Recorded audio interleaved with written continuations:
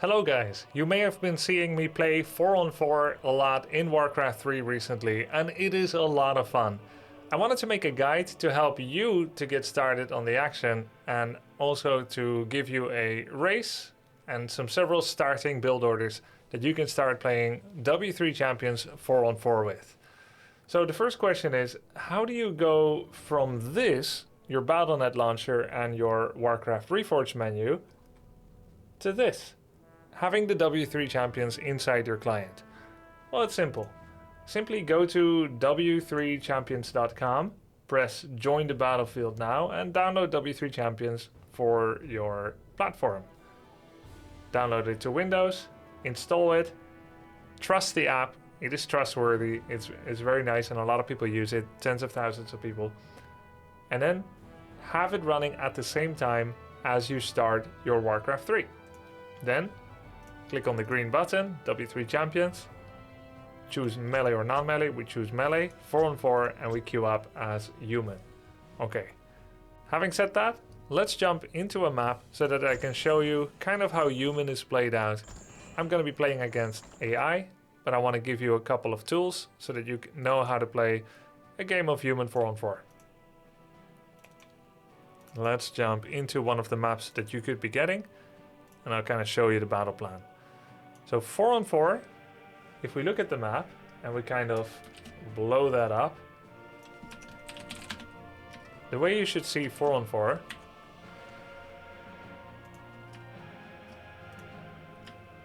right? The way that you should see 4 on 4 is there are 4 players on each side. Let's say that the top 4 is the enemy and the bottom 4 are you. If you take these 2 players, they are very close to one another, so they're essentially starting out playing a one-on-one against each other. You could, of course, be blue and go all the way to attack orange, but you would have a farther travel time than the teal player would have towards you.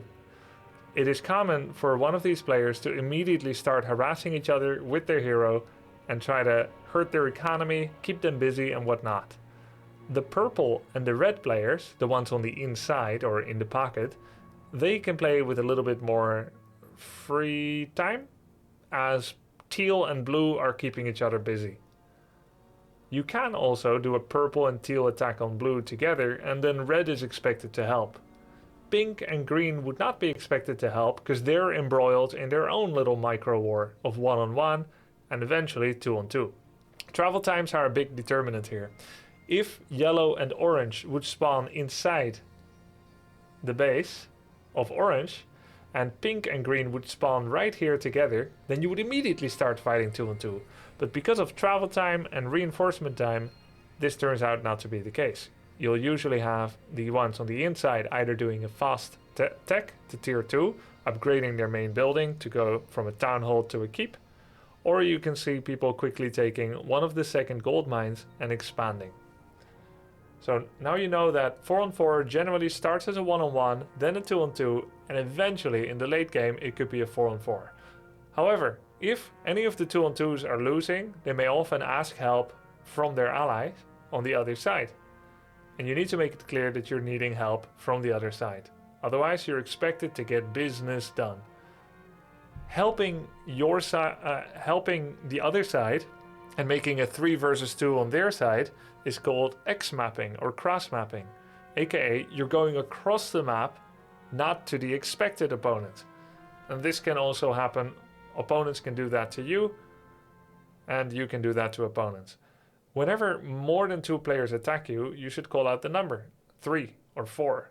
You can say they're all here, and then you can make plans together. Right, I've kind of given you the idea of how people are generally expected to do their thing. Now I'm going to start a game with basically AIs. And I'll show you a good starting build order for human so that you can play with that. I found this to be pretty reliable. Generally, human wants to fast expand. Orcs want to fast harass or fast tech. Undeads want to fast expand or fast harass or fast tech. Undead basically have option between 3. And Night Elves usually want to fast expand, but they can also do one base with teching. they'll almost never fast stack. And the reason is elves can get harassed so big that they could end up losing a lot to harass. So you need to make plenty of extra wisps, more than you would normally in one-on-one. Humans, they can play one base, but usually they want to fast expand. However, if you are on the edge, this can be more challenging and you may choose to stay on one base for a while. I am on the inside, so I'm gonna start by sending all my peasants to gold. I immediately take one peasant and make an altar. I put my town hall in control group 4, that's how I like it, you can see that here. And I put my altar in control group 5. The way that I can see control groups and what units are assigned to, by the way, is via an app called W3 Booster. This is also safe and is a nice add-on to add a little bit of extra information, and it's considered to be very useful and a lot of people use it. Now, the build order is altar into barracks into farm, but in order to space your farm and barracks so that you exactly have a full wall off, usually I like to make the farm first, immediately interrupt building it, and then make a barracks. You keep the farm blueprint, and then your next new peasant starts working on the farm. Then you're gonna make a second farm and send all your peasants. You click on the farm and then you shift right click to the woods. Click on the barracks, shift right click to the woods. We start with an archmage. Now take stock of your allies. You can either use the hotkeys Alt A to toggle between allied colors, their true colors, or every ally is teal. I like every ally is teal because it makes it easy to know who are on my side and who are not. Enemies are red, allies are teal. But sometimes you may want to know where everyone is and see, hey, orange is to my right, he's human, he's doing what? He's orc, he's doing what? Okay, cool. Then we're gonna make a third farm. The gold mine that I would want to take is right in front of me. That's what I would like to expand to. I would rely on this player, whatever race they are, to harass and keep busy the player right above him. Usually you'll start with a little bit of militia creeping. You take 4 militia and you creep a camp that is not your gold mine. Just to kind of buffer up some strength and build up some economy.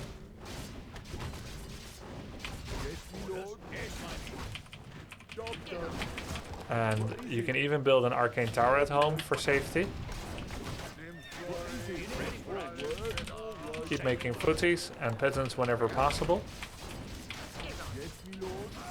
Okay. And now what you usually do is you'll make a 4th farm. And then most camps this is useful for, you want to go to my Twitch channel and type !creeping to find out a lot of useful tips about creeping. And this is why I'm doing it, and it's better explained there than I could hear. But basically you want to pull the creeps out so that they don't cast spells. When they're on their return journey, they don't end up casting spells. So this Null Warden will not cast Purge on my water elemental because I pulled them first.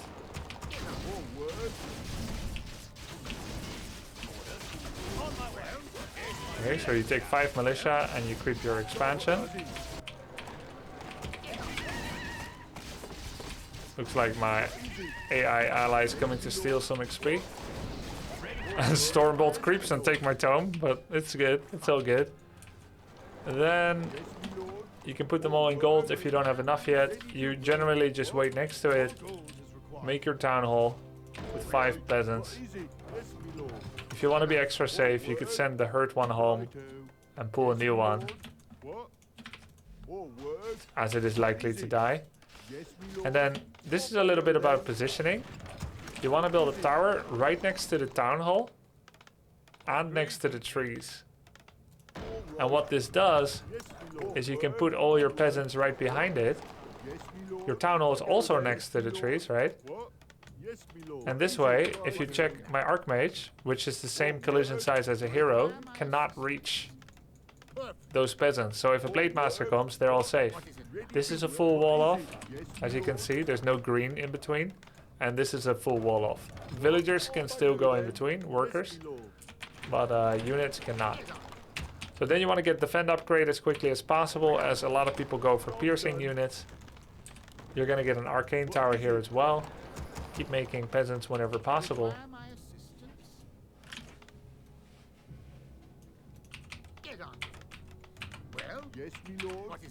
And once it's finished and you feel good about it coming up,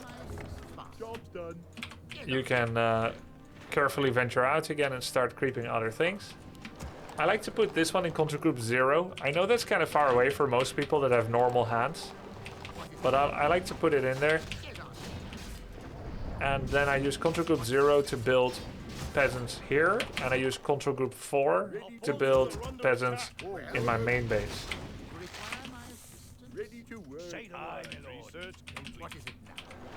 And then I'm gonna make a lumber mill here that's gonna help with guard towers. You don't want to overdo the guard towers early game. You really want to rely on pressure with human to keep people away from your base.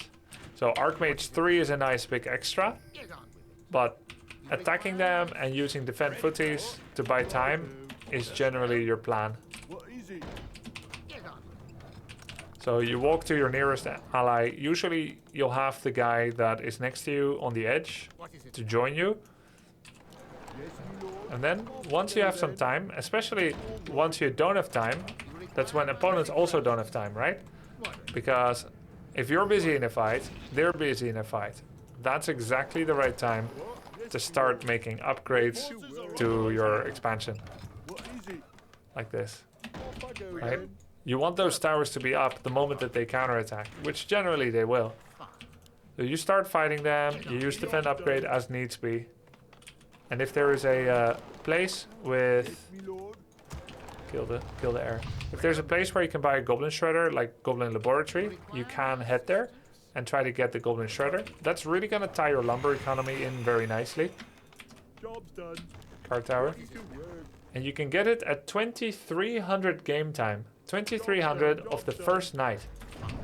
What do you need? So I can get it now. It's now 5 a.m., 4 a.m. So definitely want to get the shredder if possible. And then you can finish the camp with it and then immediately send it home and start gathering. That's going to tie your lumber economy in really nicely. This also happens to give us level up. We can maybe make some towers at home. It's perfect to get a Zeppelin now and start doing Zeppelin-based harass. But because not every map has it, I'm not going to confuse you too much with that. And I'm just going to do this. And you can be a little cheeky with the amount of towers you make. So this is... You'll generally be fighting people like this. And then you try to send home units that are getting attacked and getting too low. It's common to throw away footies. You don't want to make it too cheap. And there's also a cool move where you can send a couple of defend footies to... this is, I think, every single AI. You can send a couple of defend footies. Is there a tavern here? And harass the burrows of a orc player. That's a very nice move.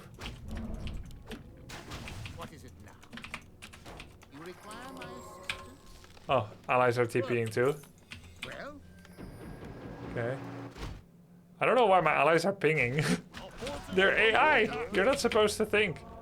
So you can go MK second, you can go Tinker second, you can go Panda second, and Blood Mage second. These are the 4 most common choices. MK, Blood Mage, Tinker, Panda. Then there are a couple of different tactics. You could go Mass Aviary and Griffins. This is risky. Griffins have a lot of counters, even though they're quite strong, and they're also very upgrade dependent. 0-0 Griffins aren't that impressive, but 3-3 Griffins with the inner fire are amazing. Immolation, nice. The safest usually is to go for Mass Knights with Priests and inner fire. And then if you're expecting air, you either rely on allies or you rely on workshops with flying machines. This is quite a lot of unit production facilities. So you do need to bank up on a few resources. Is there a heal score here? No.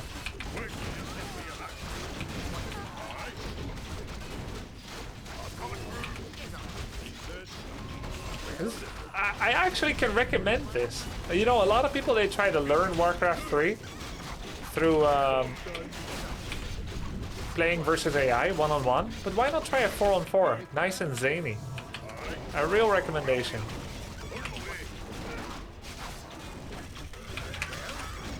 It's fun. It's chaos. You're getting help from allies. All right. There is a goblin shop there. It's going pretty well as well. Then we make some priests. I kill one peasant so I can fit in a paladin without going into upkeep. I get animal war training. I get flak cannons. You want to do this as quickly as possible upon reaching tier 3. You want to build some extra farms. By this time you'll know if someone is going for bat riders. If they are, you want to make towers in every base extra. I've got plenty of towers here. Try not to cut open the forest so that they can attack you easily. If they go mass raiders, you're going to build farms in front of your town hall like this to keep it safe. One slot in between. This one is already safe. You're going to make more towers if there's bats. So you just kind of adapt. If it's mass griffins, you're going to go mass flying machines. If it is mass headhunters, you're going to get second hero Tinker. I'm going to TP out. You go second hero Tinker.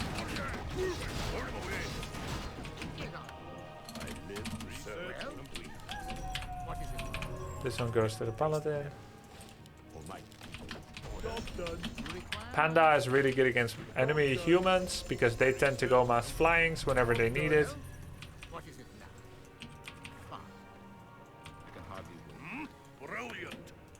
Blood Mage is really good against Night Elf single hero melee. Like if Night Elf goes solo Panda instead of Keeper of the Grove, which is common, then it can be really recommended to get Blood Mage second to sap their mana. Okay, and when you feel like you're ready, you're gonna make Knights, maybe Flyings, kinda depends. If you don't need Flyings, then you're just going to get Mortar teams. But if you think you need it, because they are going air, then now would be a good time to start. Boots is always really nice on MK if you've got the money for it.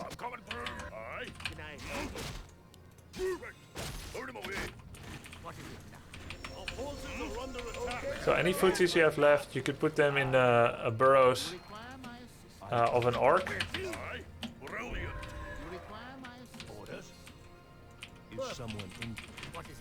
Make more knights.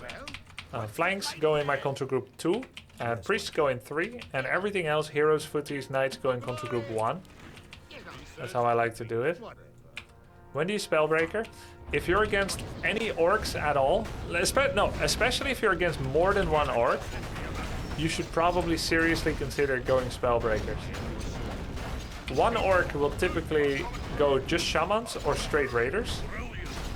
If there's 2 orcs, it's very likely one of them goes Bloodlust, so you definitely want to have a couple of breakers. And if you're against 4 orcs, definitely prioritize Spellbreakers and Control Magic.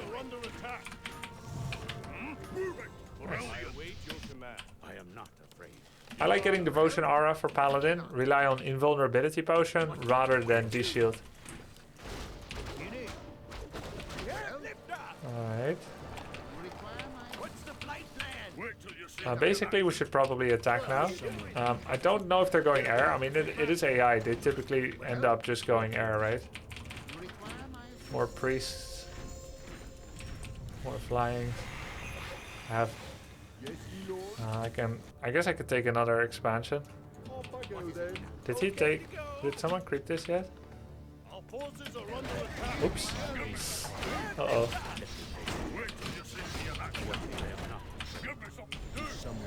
Yo, Holy Light, please, bro. Zan the oh, thank you. Zan the Defender coming through. Okay, nobody cleared that. Nice. Nice heals, bro. Yo, nuke him.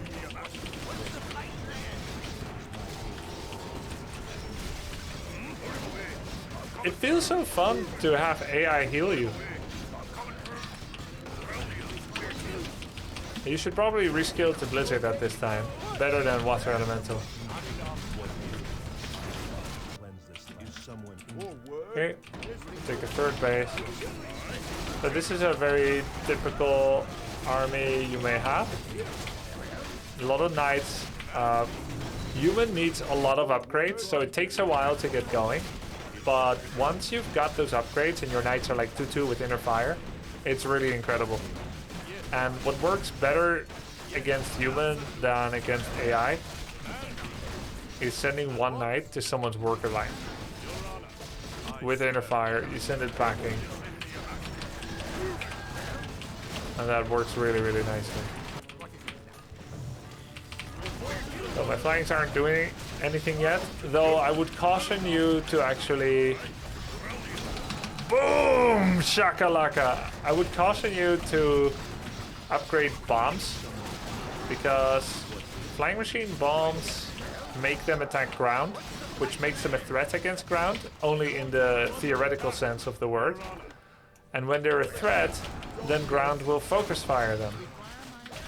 When they're not a threat, as seen by the game's AI, there will be no focus firing.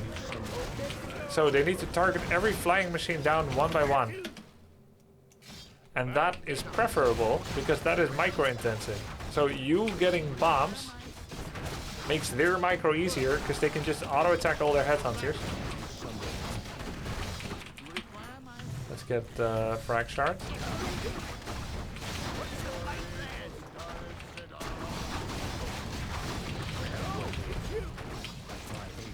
So yeah, you probably want to avoid getting those bombs, unless you really think it is going to be like a great boon.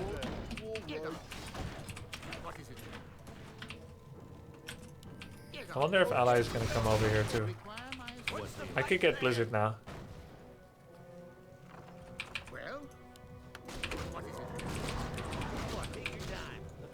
This also obviates the need for a clause of attack.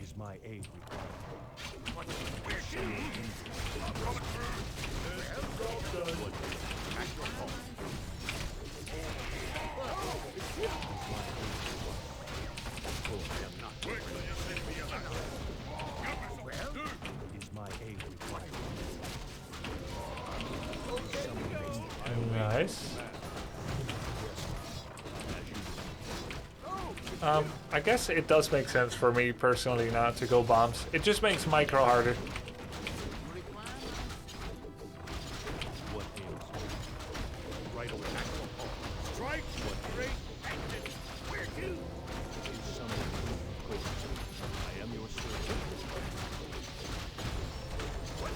How many are coming, you think?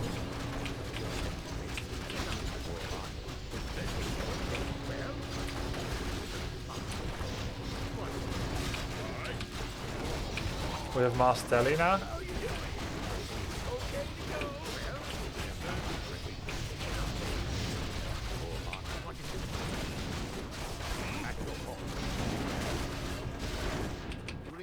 Okay, we didn't lose a unit. Of course, we should have lost a unit, but AI didn't focus fire that well.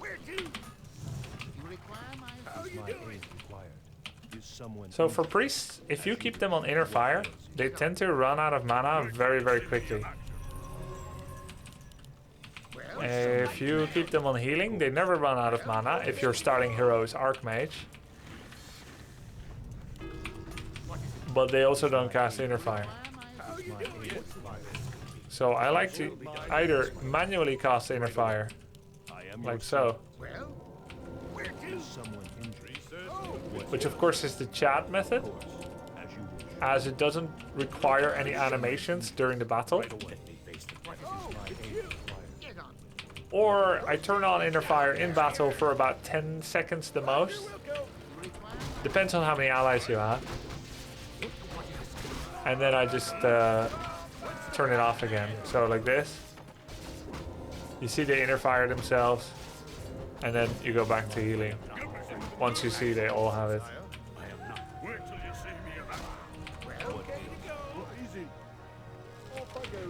Now that I have another unit to control, namely mortar teams, I like to take the flyings out of the group 2, put them in 0, and just make them follow my Archmage. This way, I won't need to micro my flyings anymore until a battle is ready for them. They'll just follow the Archmage. You can do this by doing a move command on top of your Archmage. Because otherwise, I've got too many things to control. What is my aid required? Sire? You require my assistance. Now we can use mass teleport. You can also check if there's cool things to buy in the marketplace. Nothing too important. You don't just buy Helm of Valor. But if there was Unholy Aura, it would be worth buying, especially when you have this much money.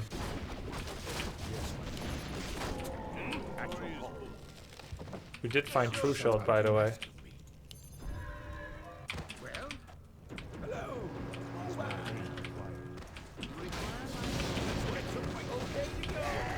Yeah!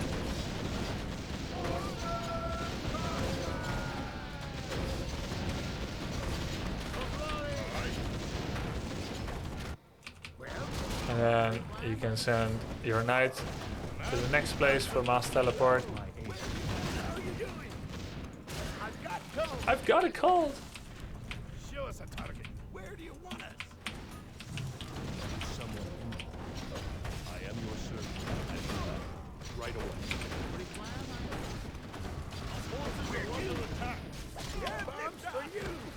Yes, my Yeah, do I want to TP in there? I think so.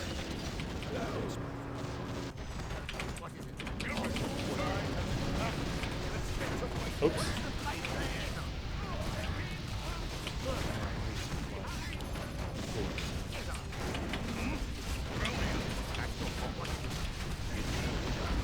Note, you can heal things with your paladin via the UI in the bottom. You can click someone on the map.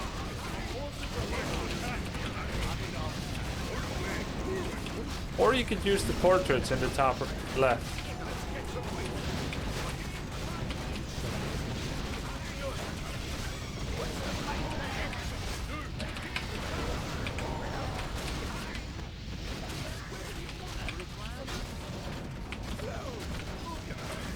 Move your ass. Turns out we didn't need the flying machines, as it turns out. Brilliant. Yeah, maybe I'll transition to player soon. Thank you for the encouragement, SLN. I think I'm ready for the next challenge in life.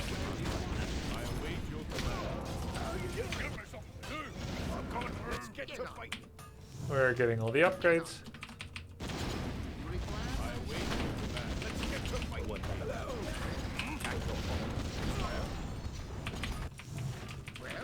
That's pretty much what there is to it for human in 4-on-4.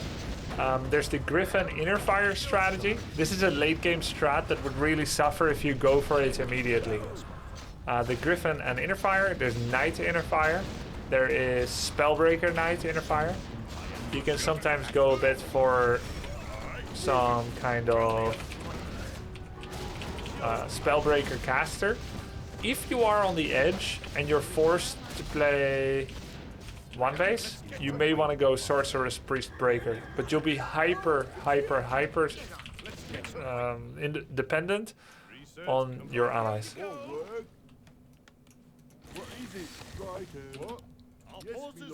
My allies seem a bit passive. They don't really know what to do anymore. Nice game, Blizzard. Our gold mine is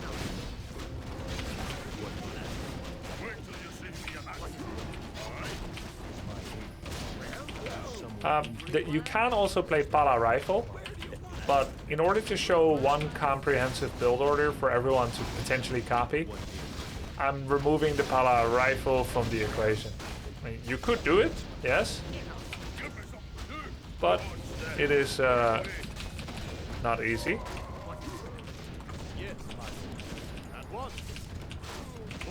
It's a bit more micro heavy and it expands later. It's much more complex. This is a very common, let's say, path that you could easily take. Yes, me lord. Get on. Is my aim. Let's get to fight.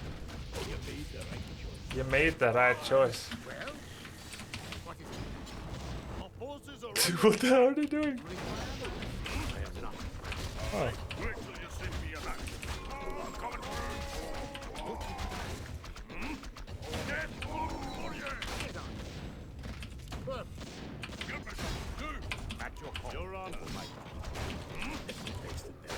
Get myself too. Get on. Well, Well done. Won't work. I can't do that. I go then. What deal? Right away. Let's get to I think I need to kill it all, right? what? No matter. Where to? Our forces are under attack. They don't actually have much left. Did my allies do something? For once. Brilliant. Burn him away. Get on. Can hardly wait. Show us a time. Where do you want it? I never got flare. Let's get to fight. As you can see, human is the best race in 4-on-4.